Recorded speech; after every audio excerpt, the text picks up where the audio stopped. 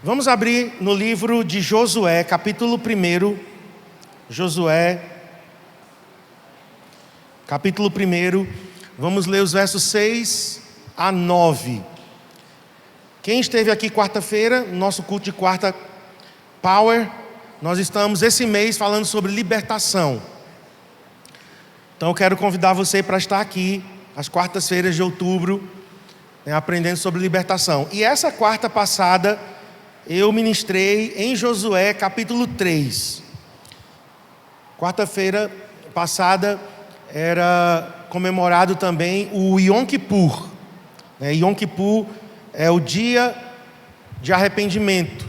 No calendário judaico, uma vez por ano, eles têm esse dia de jejum e de quebrantamento e de arrependimento. Nós não seguimos o calendário judaico, mas o Yom Kippur, ele aponta para a cruz. Na cruz, Jesus trouxe o perdão para aqueles que se arrependem, para aqueles que confessam seus pecados, suas fraquezas, suas debilidades e confiam na obra da cruz. Jesus então opera no coração dos crentes o perdão através do arrependimento. O arrependimento é a porta que dá acesso ao perdão. Se não há arrependimento, não é possível haver perdão. O perdão é essa porta que abre. E eu falei, você pode depois ir no YouTube assistir, que a travessia do Jordão, no capítulo 3, marcava esse arrependimento. Tanto a travessia do Mar Vermelho, quando o povo é tirado de Israel, ali nós temos a libertação do povo de Israel do Egito, simbolizando o novo nascimento, a libertação do Egito. E eles então atravessam o Mar Vermelho. E o apóstolo Paulo diz em 1 Coríntios, capítulo 10, que eles foram batizados no mar e na nuvem. Então a travessia do Mar Vermelho simbolizou o batismo de arrependimento. E eles então, por conta da desobediência, da incredulidade, passam 40 anos perambulando pelo deserto, andando pelo deserto, em círculos, até que toda aquela geração morre. E uma nova geração, filhos daqueles que morreram, são liderados agora por Josué. Josué é um tipo de Cristo. Inclusive, o nome Josué, em hebraico, é Yeshua, que é o mesmo nome de Jesus. Jesus é grego, Jesus é um nome grego de Yeshua. O verbo que dá origem ao nome é Yashar, que é salvação. Então, o nome Josué, Yeshua, significa salvação. Esse é o nome de Jesus, porque ele é o Salvador. E Josué, então, tipo de Cristo, agora que Moisés tinha acabado de morrer, Moisés simbolizando a velha aliança, e Josué, agora simbolizando a nova aliança, está para introduzir o povo na terra de Canaã. E no capítulo 3, eles passam pelo Rio Jordão, onde Jesus foi batizado. E o Rio Jordão, como o Mar Vermelho, simboliza o arrependimento. Então deixa eu te dizer, se nós não reconhecemos que somos pecadores, se nós não reconhecemos a nossa total incapacidade de nos conectar a Deus, se a gente não reconhece, se a gente não abre a boca para confessar, a confissão é precedida pela convicção.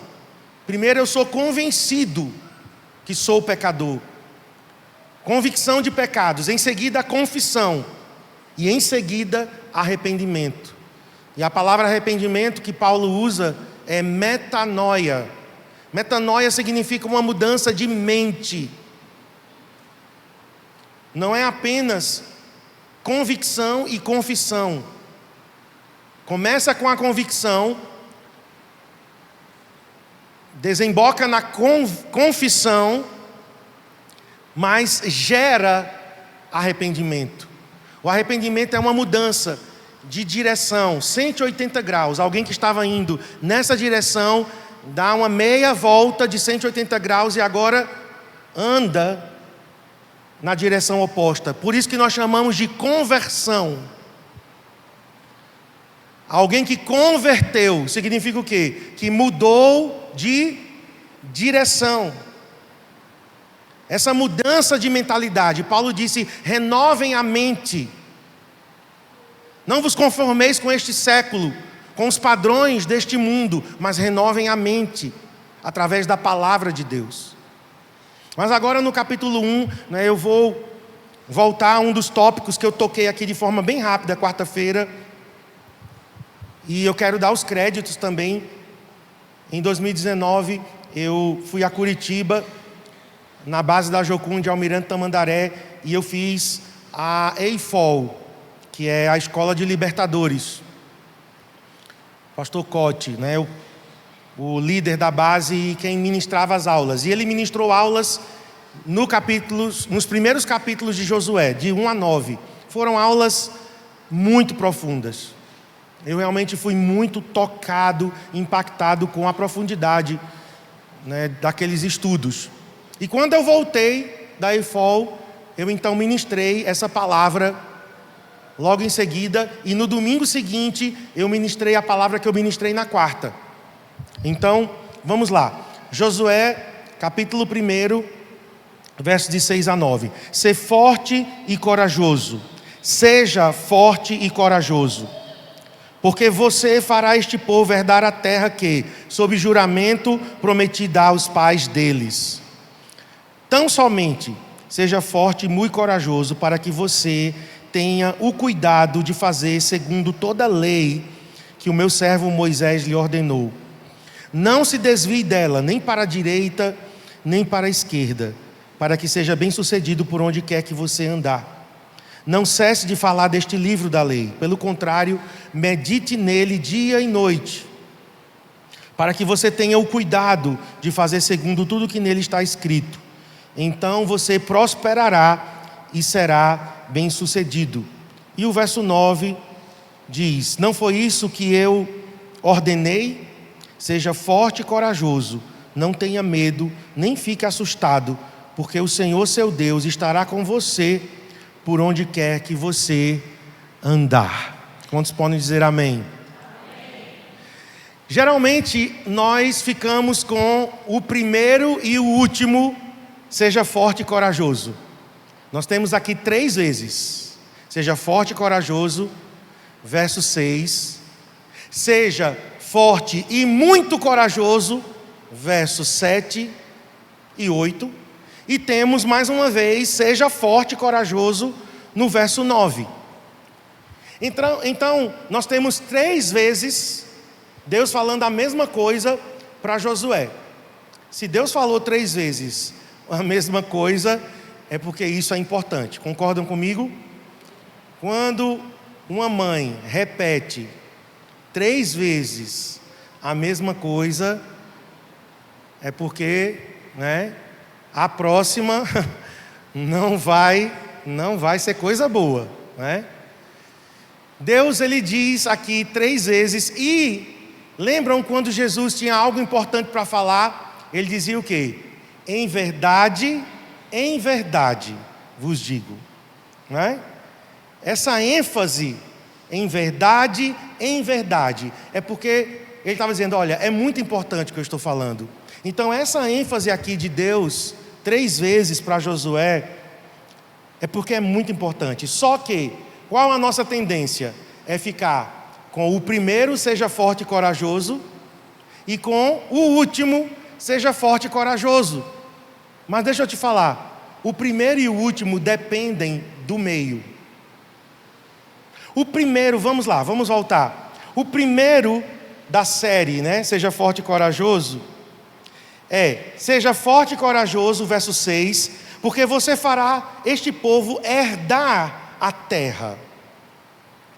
Então, o primeiro forte e corajoso é para uma bênção, herdar a terra, tomar posse da terra, levar o povo de Deus a entrar nas promessas. Lembrem-se que eles estavam 40 anos perambulando no deserto. Então, entrar em Canaã, a terra que mana leite e mel, cachos de uva que eram carregados nos ombros, era uma terra abençoada. Então, fazer herdar a terra é uma bênção muito grande. É o primeiro: seja forte e corajoso. E Jesus está dizendo isso para nós também, porque Jesus é o nosso Josué. Josué é tipo de Cristo. Cristo é um antítipo de Josué. Então, Jesus está dizendo: olha, Rosana, Verônica, Marcos, Celso, chama você pelo nome e diz: seja forte e corajoso para tomar posse das promessas. Amém? Quem tem aqui promessas e palavras de Deus? Quem tem? Profecias dadas a você. Você tem que ser forte e corajoso para tomar posse delas, porque elas não vão acontecer de forma automática. Por quê? Porque em Canaã tem coisas lindas e maravilhosas, mas Canaã também tem o quê? Inimigos. Então, eu fui ensinado na escola dominical, pequenininho, inclusive eu cantava com os meus coleguinhas, caminhando vou para Canaã.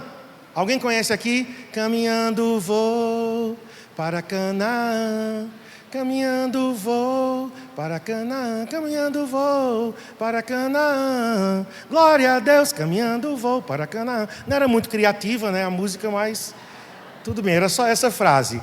E aí a professora dizia: agora cante para a pessoa que está do seu lado. Se você não vai, não me impeça aí. Que horror, né? Meio egoísta. Mas qual era o ensino que a gente tinha? Que Canaã era o céu. Eu aprendi na classe de escola dominical que Canaã era o céu. Só que muitos anos depois, pela primeira vez, eu já tinha acho que 14, 15 anos, e eu ouvi uma pessoa questionando e dizendo: gente, como é que Canaã é o céu se tem inimigos lá? No céu tem inimigos, no céu tem gigantes para serem desapossados, no céu existem cidades fortificadas, simbolizando, né, fortalezas do inimigo. Não. Então, pela primeira vez, depois de muitos anos, eu fui convencido realmente que o que eu tinha aprendido era errado. E assim, é frustrante, né? É frustrante. Você cresce acreditando naquilo. A professorinha de escola dominical, a tia, me ensinou, e não era o que a Bíblia realmente estava querendo dizer. Canaã não é o céu. Canaã, queridos, é o lugar das promessas de Deus hoje aqui na terra. Se há inimigos, e há, todo mundo sabe disso, que há resistências, que há espíritos malignos que tentam nos impedir, tanto gigantes externos quanto internos. Eu acho que os internos são piores, porque os externos só crescem mais e mais, porque muitas vezes a visão que eu tenho de mim, a minha visão de Deus, é uma visão errada.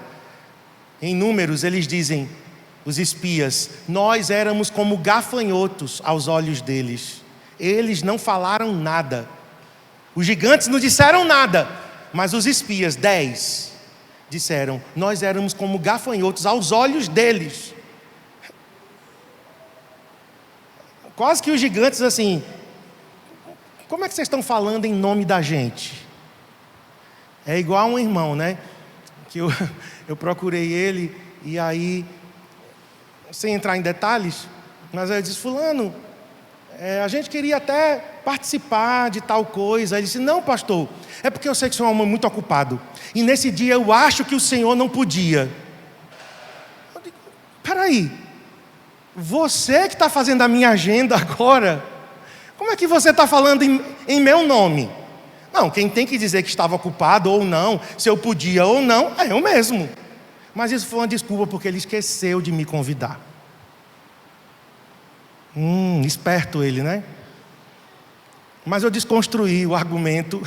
Eu digo, cara, você se esqueceu de convidar, mas não tem problema, a gente vai outra vez, em outra ocasião. Eu não posso falar em nome de ninguém, mas os espias disseram, aos olhos deles, nós éramos como gafanhotos. E a verdade seja dita, não era aos olhos deles, era aos próprios olhos. É a forma como nós, irmãos, nos enxergamos. Porque não estamos cientes do poder que habita em nós. O poder do Espírito, dunamis, o poder explosivo do Espírito. A força mais poderosa do universo não é a bomba de hidrogênio. Esse é o artefato mais poderoso criado pelo homem. Mas a força mais poderosa do universo é o poder do Espírito, dunamis. Porque foi nesse poder que Deus disse, haja luz, e houve luz. E esse mesmo poder habita nos filhos e nas filhas de Deus. Só que nós estamos como elefantes, animais enormes, presos por uma corrente bem fininha, amarrados às vezes em um pedacinho de madeira. Vocês já viram? Eu já vi. Elefantes, animais de toneladas, com uma corrente, prendendo uma de suas patas em um tocozinho de madeira. Bastaria ele fazer assim, ó. Mas eles foram tão domesticados, eles foram tão adaptados, que eles ficam ali, presos. E eu não ia falar sobre isso, né? Estou falando sobre o primeiro, seja forte e corajoso, mas quem sabe alguém aqui precisa se enxergar da forma correta. Não por você mesmo, tá? Porque Paulo disse, não somos capazes de pensar nada de nós mesmos, porque a nossa capacidade vem de Deus. A nossa suficiência vem de Deus. É o poder do Espírito operando em nossas vidas. Mas o primeiro, seja forte e corajoso, é para tomar posse da terra. E isso todo mundo teoricamente quer. Não, eu quero tomar posse das promessas. O terceiro, vamos pular, né, o 7 e o 8, volta para o 9. O terceiro, não foi isso que te ordenei? Seja forte e corajoso, não tenha medo, nem fique assustado, porque o Senhor seu Deus estará com você por onde quer que você andar. O terceiro, seja forte e corajoso, é a promessa da presença, e isso é glorioso também. A certeza de que Deus está comigo, andando comigo, por onde quer que eu for. Se eu sou filho, preste atenção, se eu sou filho, e eu caminho em comunhão com meu pai, e eu estou em obediência ao meu pai, então eu não tenho nada a temer, porque Ele está comigo. O Senhor está comigo. Jesus disse, olha, eis que estou convosco. São as últimas palavras de Jesus antes dele ser levado aos céus. Mateus capítulo 28, versos 18, 19 e 20, a grande comissão. Mas Jesus termina a grande comissão dizendo, eis que estou convosco todos os dias até o fim dos tempos. A confirmação da presença de Deus. Meus irmãos, isso é tudo o que nós precisamos. A gente acha que precisa de mais dinheiro, a gente acha que precisa de mais sucesso, a gente acha que precisa, né, de mais oportunidades. Ok, talvez aqui para as coisas da terra você até precise, mas se formos pensar no que precisamos de verdade, se a gente for pensar na essência, o que precisamos é da garantia de que Deus está conosco. Porque se Deus estiver comigo, se Deus estiver ao meu lado, eu estou garantido, eu estou protegido. Eu não tive irmão mais velho, eu só tenho uma irmã. E minha irmã ela é mais nova do que eu, 3 anos. Mas alguém aqui deve ter tido um irmão mais velho, que quando tinha um BO no colégio, Cristiane tem, né? Cristiane tem uma irmã que é um pouco mais velha que ela. E aí e Cristiane sempre foi muito medrosa, e no colégio quando tinha algum BO, né? Algum colega querendo botar as asinhas de fora, aí a Alberta ia lá. Mexa com ela para você ver. Eu quero que você toque no cabelo dela, que eu quebro seus dentes. Gente, é bom demais você ter um irmão mais velho, é ou não é? Quem aqui teve um irmão assim que te defendia? Vocês são privilegiados, eu não tive. Eu não tive. No colégio, quando alguém mexia comigo, eu tinha que fugir, eu tinha que me esconder. Ah, mas como eu queria um irmão, como eu queria alguém que dissesse, mexa com ele para você ver, você não é besta não, de tocar nele, que eu quebro sua cara. Gente, Jesus é o nosso irmão mais velho. Jesus está caminhando conosco. Se estamos em obediência, se estamos em compromisso com Deus, porque isso faz diferença, tá? Não é apenas você nascer de novo, mas você está andando em temor diante do Senhor. É uma vida consagrada ao Senhor. Claro, trabalhando, estudando, tendo a casa, tendo os afazeres diários que todos nós temos, mas é uma vida na presença de Deus. Então Jesus se posiciona ao nosso lado e nós podemos dizer, maior é aquele que está em nós do que aquele que está no mundo. Por que as pessoas às vezes têm medo do diabo, dos demônios? Tem pessoas que tremem. Crente que liga para mim, pastor, tem um endemoniado aqui. Expulsa! Esses dias eu recebi uns vídeos, né? Graças a Deus que a pessoa estava realmente posicionada e corajosa. Só registrou para eu ver, né? Pastor, olha aqui, ó. Estou expulsando capeta aqui. Glória a Deus! É isso! Você tem que saber quem você é. E Jesus, através de Josué dizendo ao povo, Deus dizendo a Josué, e agora nós temos Deus dizendo a Jesus, e Jesus dizendo a nós, não temas, seja forte e corajoso, não tenha medo, não fique assustado, porque o Senhor seu Deus estará com você por onde você andar. Então olha só, o primeiro não seja forte e corajoso, e o último seja forte e corajoso, nós queremos. Eu quero tomar posse da terra e eu quero ter certeza, eu quero ter garantia de que Ele está do meu lado. Mas vamos agora para o miolo, porque é um sanduíche aqui, né? Sanduíche é feito de uma fatia, recheio, outra fatia. Então, eu já falei das duas fatias, o primeiro e o terceiro, seja forte e corajoso. Que a gente quer, mas nós temos agora o miolo. E é o mais importante. Então vamos para o verso 7. Então somente seja forte. É igual. Mas agora, irmãos, nós temos aqui um advérbio de intensidade. No hebraico, é a palavra moed. Moed, todas as vezes que moed é inserido em um texto, significa muito, muito, muito. Talvez equivalente a muitíssimo. É um superlativo. Então nós temos Deus dizendo, Josué, seja forte e corajoso para herdar a terra.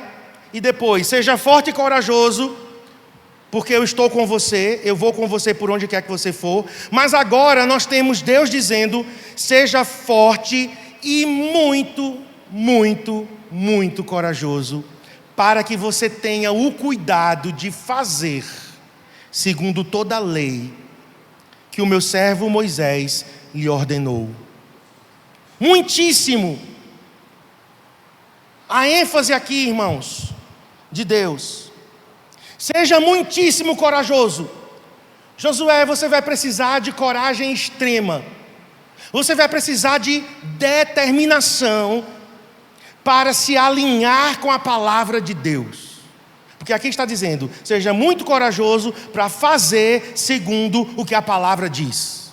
Eu vou substituir aqui lei, não porque seja errado, porque lei aqui é a palavra Torá, e lei significa o conteúdo da palavra, tá? Não significa apenas as regras cerimoniais dadas a Moisés. Lei tem um sentido amplo de palavra. Torá, palavra.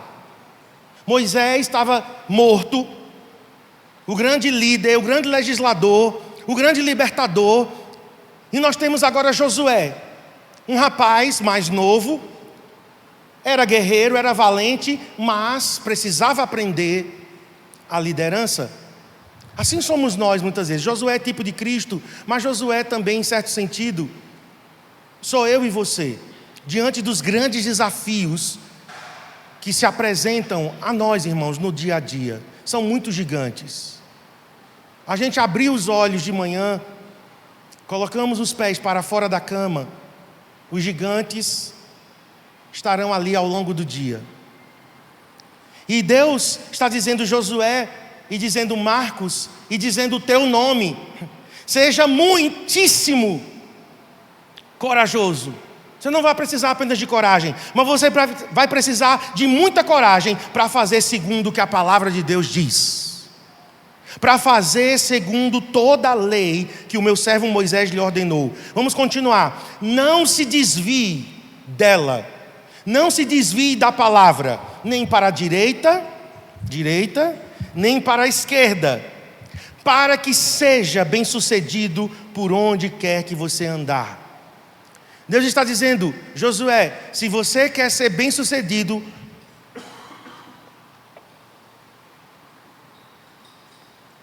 se você quer prosperar, Josué, se você quer crescer, você vai ter que fazer segundo a palavra lhe manda.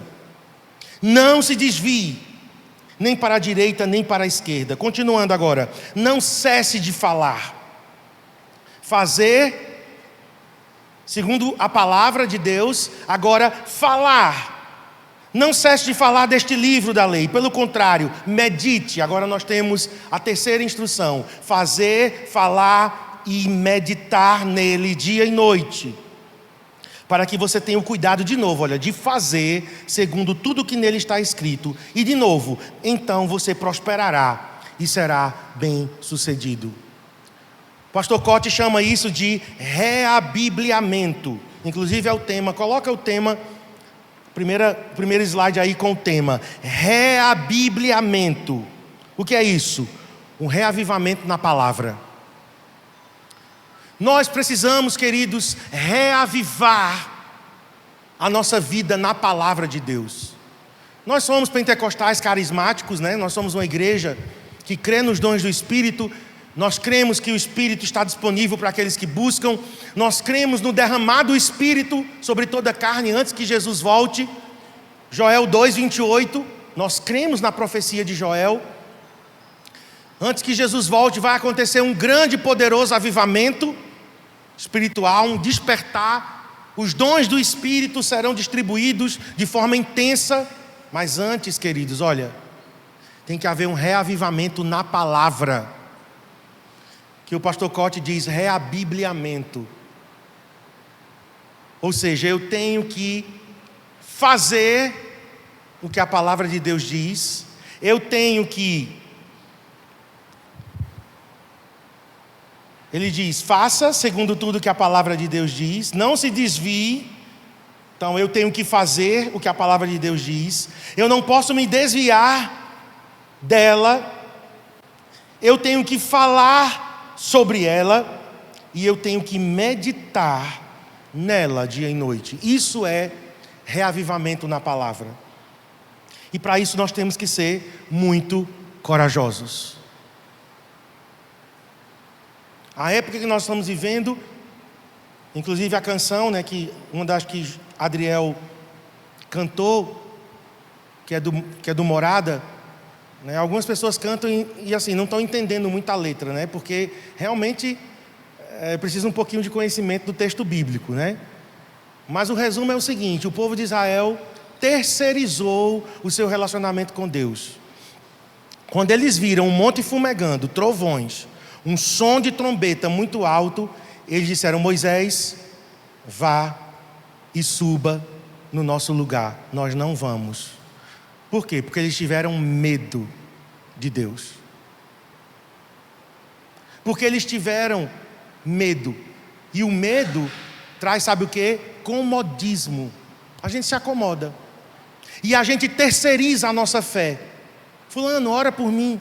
Fulano, jejua por mim. É o crente 6 horas. 6 horas por mim. Né? E outra coisa, não serve a oração às vezes dos outros, só do pastor. Que parece que a oração do pastor é a mais poderosa. Às vezes eu fico assim, está todo mundo aqui, aí a pessoa vai passando, ora, um monte de gente ora. Aí ela tem que vir em mim: pastor, 6 horas por mim. Frente 6 horas. Criatura, não já oraram por tu? A minha oração não é mais ungida. Talvez é você que está precisando se alinhar com a palavra. Então nós estamos terceirizando a nossa fé, o nosso relacionamento com Deus. E queridos, numa igreja de discipulado, isso é muito perigoso. Eu sei, o discipulado é uma faca de 2 gumes. Nós somos uma igreja de discipulado, continuaremos sendo, mas eu preciso sempre alertar. Discipulado não é muleta. Você não terceiriza seu relacionamento com Deus. Você não tem outro mediador a não ser Jesus Cristo. Você tem que ir para Deus todos os dias. Você pode, porque você é filho, porque você é filha. Você tem livre acesso à presença de Deus. Você tem livre acesso à Bíblia. Reabibliamento é o quê? É você pegar a sua Bíblia todos os dias. Medita neste livro dia e noite. Essa herança é uma herança do romanismo. Isso não vem da igreja de Atos dos Apóstolos. Na igreja de Atos dos Apóstolos, todo mundo tinha relacionamento com Deus e com o Espírito Santo.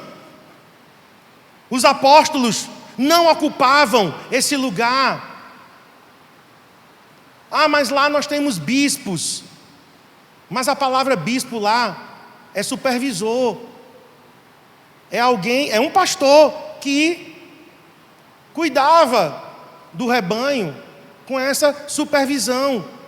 No Novo Testamento nós não temos essa hierarquia. Mas com o passar dos séculos, foi o que aconteceu. A igreja foi se desviando. Então o pastor se tornou o representante de Deus. Ocupou um lugar que não era no plano original. O pastor agora era quem orava, jejuava, pregava, fazia tudo, e os crentes sentados e satisfeitos. Não, o pastor vai fazer, o pastor ora, o pastor jejua, o pastor ouve Deus e fala para nós. Terceirizando, isso foi cada vez mais piorando, e piorando, e piorando, e piorando, até que chegou a quê? Existe um homem na hierarquia da igreja, que ele é chamado de Papa. E o Papa é nada mais, nada menos do que vigário de Cristo. E o que é um vigário de Cristo? Um representante de Cristo na terra. Isso parece muito bonito, mas isso significa que ninguém mais precisa ter relacionamento com Deus. Somente um homem tem. Olha que perigoso. Perigoso não, catastrófico.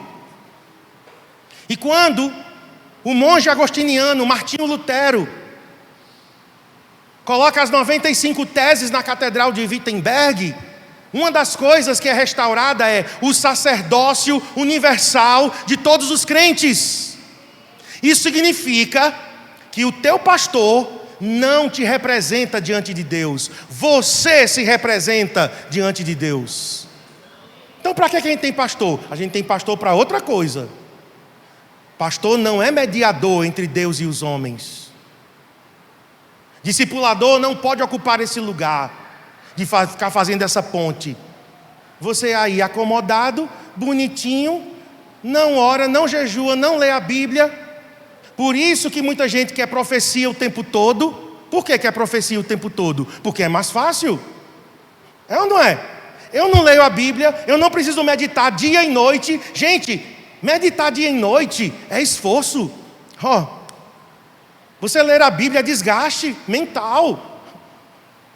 Então as pessoas não querem, e aí vão para um profeta, como se fosse um cartomante, como se fosse um vidente. E aí, qual é a palavra de Deus que você tem para mim? Desculpa, tá? Mas tome vergonha na cara e vá ler a Bíblia. Não existe isso na nova aliança, irmãos. Profeta não é para guiar a nossa vida. Profeta não é para ficar dando direção. E as pessoas acreditam, não case, não case.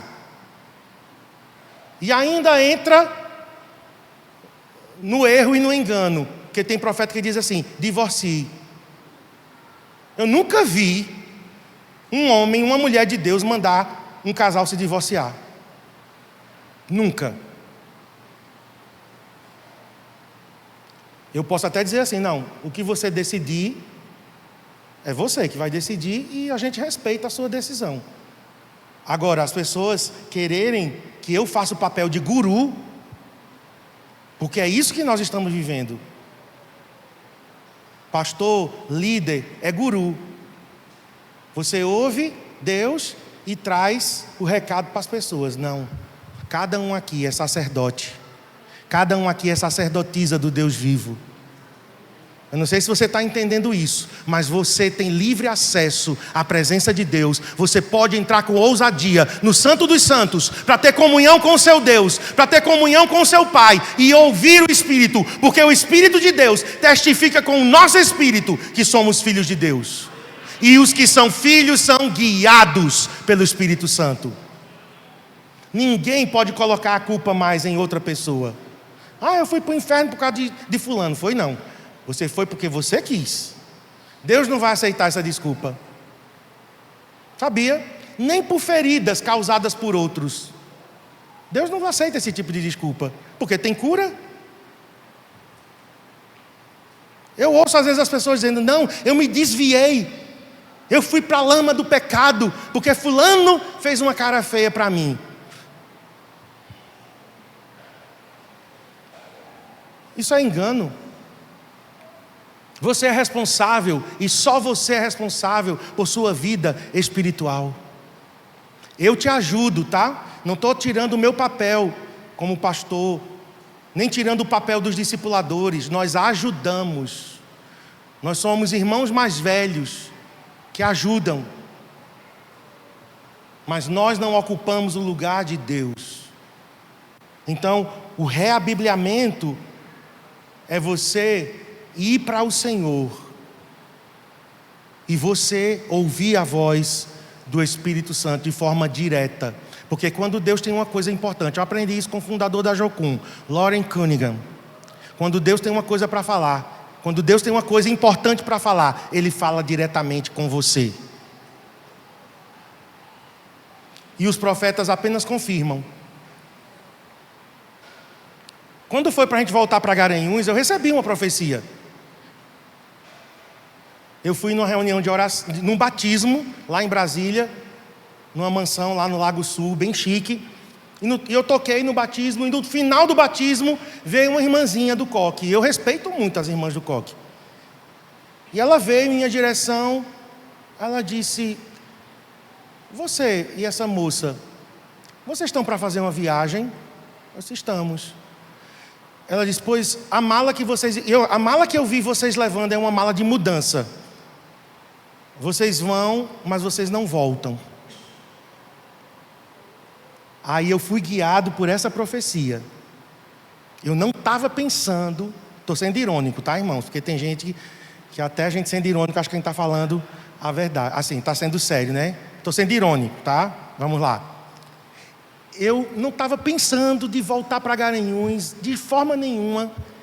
E nesse batismo, quando a irmã do coque falou, disse, Cristiane, a irmã falou, vamos fazer as malas e vamos embora. Você acha que foi assim? Para uma decisão tão importante em nossa vida? eu depender de uma profecia. Não, irmãos. Eu estava orando há meses. Eu estava na Bíblia, reabibliamento. Eu tinha anotado na lateral, nas margens da minha Bíblia. Eu tenho ela em casa ainda. Estava anotado uma palavra que Deus tinha dito: você vai voltar para Garanhuns. E na hora eu disse: eu não quero voltar, Senhor. Deus disse: eu estou te levando de volta para a terra dos teus inimigos. Deus chamou Garanhuns de Babilônia nessa época. Deus usou o texto de Miqueias: eu te levarei para a Babilônia, terra dos teus inimigos, mas lá tu serás liberto dos teus inimigos. E eu: não, Senhor, não quero. Falei com Cristiane, não, voltar para Garanhuns não. Cristiane, eu acho que Deus vai nos levar de volta para Garanhuns. Mas vamos continuar orando, e orando, e orando. A gente ia ficar noivo, tinha ficado noivo na Bolívia, viemos para Garanhuns para ficar noivo, e voltamos para Brasília. E Cristiane, Deus vai nos levar de volta para Garanhuns. Aí Deus nos deu uma outra palavra. Na palavra, lendo, meditando, dia e noite. Recebemos convites lá para ficar. Eu lembro de uma conversa que nós tivemos com Ludmila Ferber, que partiu para a glória, uma mulher de Deus. E Ludmila, ela amava muito Cristiane ajudou muito Ludmila a cuidar das filhas. Ela gostava muito de mim e de Cristiane. E ela me chamava de Marquinhos. Marquinhos, que ela é carioca, né? Marquinhos, fica. Vocês trabalham com a gente está começando uma igreja. E eu disse: Ludmila, muito obrigado pelo convite. Eu sei que você nos ama muito, mas é para a gente voltar para Garanhuns. A gente só está esperando algumas confirmações, mas é para a gente voltar para Garanhuns. Eu não queria, Cristiane não queria, mas a gente vai obedecer. Aí fomos para o batismo, e no batismo a irmãzinha do coque veio e disse: vi vocês com uma mala de mudança. Aí sim, aí isso me dá segurança. Eu disse: Cristiane, estávamos pedindo confirmações a Deus. A gente já sabia que tinha que voltar. Estávamos relutando. Vem uma mulher que não nos conhece, tem uma visão conosco, com uma mala de mudança. Então, Cristiane, vamos voltar. Está na hora de voltar para a minha terra. E voltamos. E Deus nos fez prósperos nessa terra. A palavra se cumpriu. Aqui nós casamos. Aqui nós fizemos as nossas faculdades. Aqui nós tivemos nossos filhos. Aqui Deus começou o ministério pastoral em nossas vidas. Próximo ano completamos 30 anos de ministério. Aqui Deus nos deu o CCA. Mês que vem estaremos casando esse casal aqui maravilhoso. Mas por quê? Porque nós obedecemos a palavra. Um reabibliamento. Não guiados por sentimentos, não guiados por profecias, sem preguiça de buscar a Deus. Para começar o CCA, foi outra experiência com a Bíblia, mas eu não tenho tempo, inclusive eu tenho que terminar mais cedo hoje, que ainda vou voltar para a fazenda.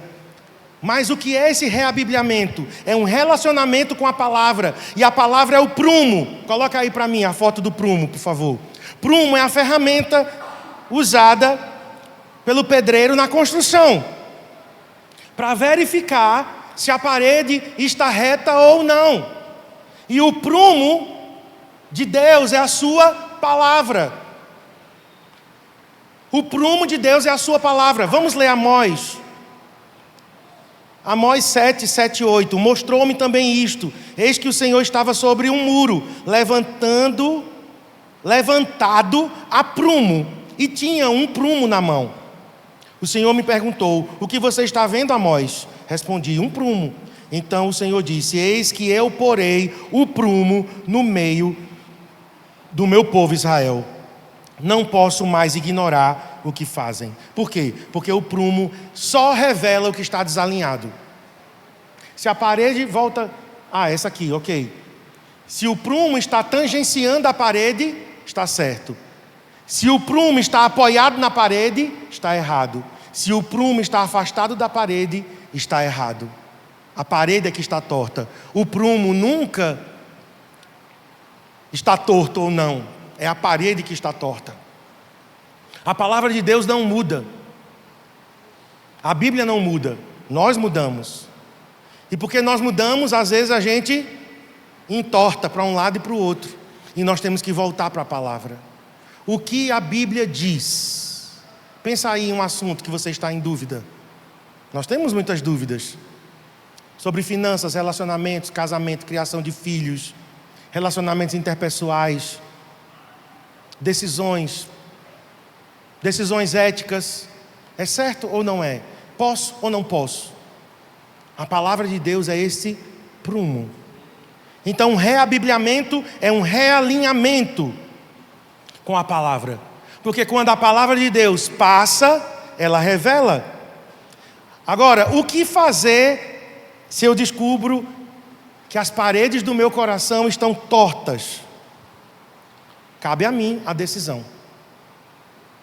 A palavra de Deus mostra, está torto. Alinhe-se. Agora eu decido. O relacionamento com a palavra, irmãos, faz toda a diferença. Quando Pedro andou sobre as águas, lembram desse episódio? Coloca aí para mim, Mateus 14, 28 e 29. Pedro anda sobre as águas. Mas o que é que Pedro diz a Jesus antes dele sair do barco? O que ele diz? Se és tu, Senhor, me manda. Se és tu, Senhor, manda-me ir ter contigo por sobre as águas. E ele disse, agora é a palavra, vem. E Pedro, descendo do barco, andou por sobre as águas e foi ter com Jesus. Pedro pediu o que a Jesus? Uma palavra. Qual foi a palavra? Vem. E em cima da palavra vem, ele andou. Nós precisamos pedir ao Senhor uma palavra. Eu contei a nossa experiência, de voltar para Garanhuns. Eu já tinha vivido outra, que quando foi para eu ir para a Bolívia, em missões, eu também pedi, Senhor, eu preciso de uma palavra. Eu tenho um convite, mas eu não sou guiado por convites. Eu preciso de uma palavra. Quando foi para começar o CCA, eu preciso de uma palavra. Isso é, irmãos, reavivamento na palavra. Manda-me uma palavra. O centurião entendeu esse princípio, Mateus 8:8. Mas o centurião respondeu, Senhor, não sou digno de 500 em minha casa, mas apenas manda com uma palavra, e o meu rapaz será curado. Um centurião romano, gentil, um gentil, entendeu melhor que os fariseus. O que é que os fariseus pedem a Jesus? Uma palavra? Não. Então alguns escribas e fariseus replicaram, mestre, queremos ver de tua parte algum sinal.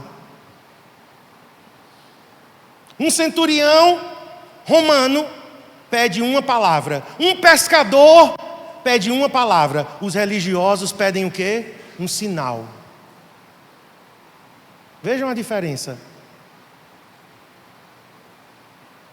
Muitas vezes nós estamos pedindo a Deus um sinal. Pare de pedir sinais. Peça uma palavra. Olha para mim. Eu pensei em voltar de Garanhuns, ir embora de Garanhuns. Quando a gente chegou aqui há 30 anos atrás, Dia 11 de setembro agora fez 30 anos que nós chegamos em Garanhuns. E em seguida, nos anos seguintes, eu pensava em voltar, em ir embora. Não era o que eu queria, não era o que eu estava sentindo. A gente é guiado por sentimentos. Não era o que eu estava sentindo. E eu vou embora, eu vou voltar, eu vou para Brasília, eu vou voltar. Por que eu e Cristiane, a gente não... E a gente tinha todas as palavras. E ainda dúvida. Mas todas as vezes que eu dizia, eu vou embora de Garanhuns, o Senhor dizia, e a palavra? E a palavra? Aí eu voltava para Miqueias E estava anotado no rodapé da Bíblia: Deus falou que é para eu ir para Garanhuns. Eu não tinha como voltar. Se eu voltasse para Brasília, eu estaria dizendo que tudo o que eu ouvi foi mentira. E eu sabia que não tinha sido. A palavra é que nos sustenta, irmãos. Por isso que Josué recebe essa instrução: seja muito corajoso de se alinhar com a palavra. As pessoas estão sendo guiadas por sentimentos. As pessoas mudam de igreja por sentimentos. É horrível. Tem gente que eu nem sei que saiu da igreja, some. Aí, de repente, fulano, nunca mais vi. 6 meses. Porque eu sou humano. Eu não vou lembrar de todo mundo a todo momento. De repente me dá um estalo. Não, foi embora. Eu digo, poxa, mas nem deu tchau. Foi por quê? Não, porque sentiu. Foi porque alguém fez cara feia. Foi porque alguma coisa mudou. Foi porque um relacionamento azedou. Não é por causa de uma palavra. Eu não sou contra que uma pessoa mude de igreja, não, porque eu mudei. Mas eu mudei por causa de uma palavra. Tem pessoas aqui que já vieram de outros ministérios, mas vieram com uma palavra, é diferente. Tomar uma decisão importante, até na vida profissional. Eu fiz isso uma vez, não consultei Deus, e fui para Maceió comprar uns computadores lá usados.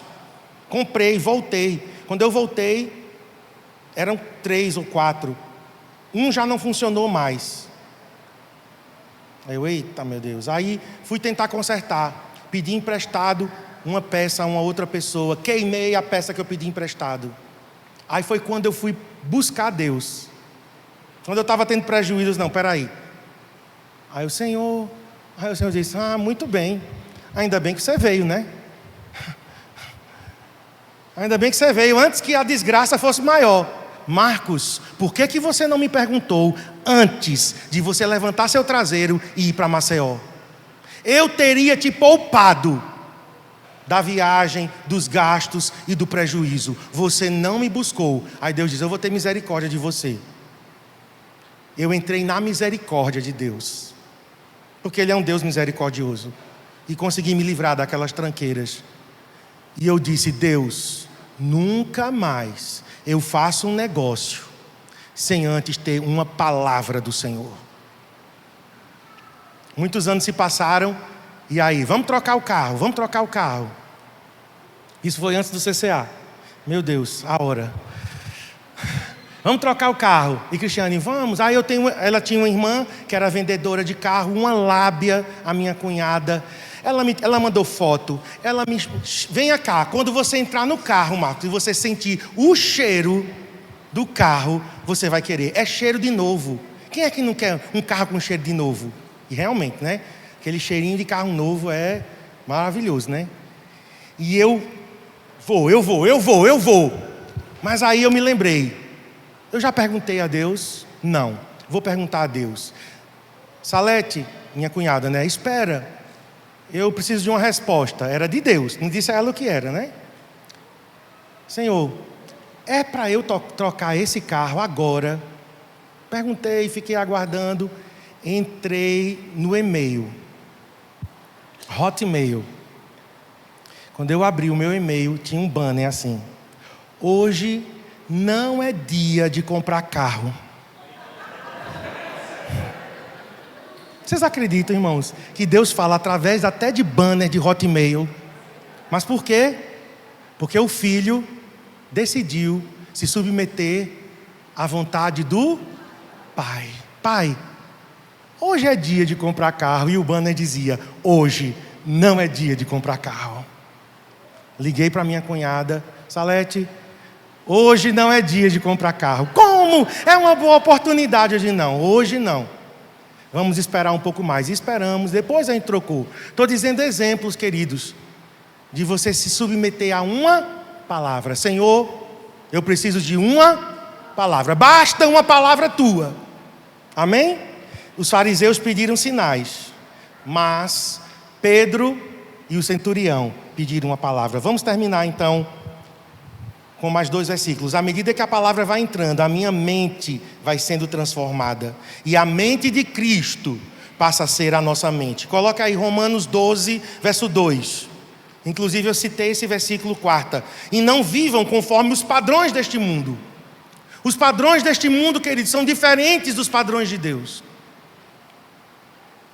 Os padrões desse mundo é fama, sucesso, prazer, satisfação imediata, dopamina, lá em cima. Os padrões deste mundo, não vivam conforme os padrões deste mundo, mas deixem que Deus os transforme pela renovação da mente, para que possa experimentar qual é a boa, agradável e perfeita vontade de Deus. Não é que a vontade de Deus é 3 coisas não, tá? A vontade de Deus, ela junta, ela é boa, agradável e perfeita ao mesmo tempo. E por último, 1 Coríntios 2,16. Pois quem conheceu a mente do Senhor, é uma pergunta, para que o possa instruir? Ninguém. Ninguém conheceu a mente do Senhor para ficar ensinando o Senhor. Mas Paulo completa e diz: nós, porém, temos a mente de Cristo. Nós podemos pedir que os nossos pensamentos sejam renovados de acordo com a palavra e que a gente pense de acordo com Cristo. Amém? Isso é um reabibliamento. Reavivamento na palavra. Vamos ficar em pé para a gente orar. Prometi que eu ia terminar mais cedo e ainda me estendi um pouco mais do horário que eu tinha pensado aqui. Mas vamos orar. Senhor, você disse a Josué 3 vezes: seja forte e corajoso. E na segunda vez o Senhor disse: seja muito corajoso, Josué, para alinhar a sua vida com a palavra de Deus. Eu oro, Senhor, por esse reavivamento na palavra. Pessoas aqui que estão em dúvidas, pessoas que estão entre 2 pensamentos, e a tua palavra diz que não devemos estar cocheando entre 2 pensamentos. A dúvida não procede de ti. O Senhor é um Deus de certeza. A fé é a certeza, a fé é a convicção. Nós estamos hoje dizendo como Pedro e como centurião: Senhor, uma palavra, basta uma palavra tua, e nós vamos andar em cima desta tua palavra. Obrigado porque eu e Cristiane temos tantos testemunhos e experiências, e não nos deixe nunca perder esse coração dependente de ti, que pede ao Senhor uma palavra. Pai, o que pensas, o que achas, o que queres, o que tens? Porque todas as vezes que eu tentei agir por mim mesmo, Senhor, foi catastrófico. Prejuízo, falência, tantas coisas ruins aconteceram. Eu oro, Senhor, pelos meus irmãos e irmãs que ouviram essa palavra agora, para que sejam muito corajosos, que eles não querem o caminho mais fácil. Moisés, suba em meu lugar, vá, fale com Deus, depois traga o recado. Não, nós não vamos fazer dos profetas, nós não vamos fazer dos discipuladores, nós não vamos fazer dos pastores as nossas muletas espirituais. Eles são apenas irmãos, conservos, que estão juntos conosco na mesma caminhada. E eu sei que o Senhor usa os nossos irmãos para confirmar aquilo que o Senhor já está falando de forma direta, porque os que são filhos são guiados pelo Espírito Santo. Obrigado pelos meus irmãos, obrigado pelo pastor Ivanildo, pela pastora Cleia, que têm sido conselheiros, mas eles não ocupam o lugar do Espírito Santo em nossas vidas. Eu oro para que cada um aqui tenha essa maturidade, entendam esse princípio. Na nova aliança, todos são ensinados do Senhor. Na nova aliança, todos têm acesso à presença do Senhor. Na nova aliança, todos são habitados pelo Espírito do Senhor.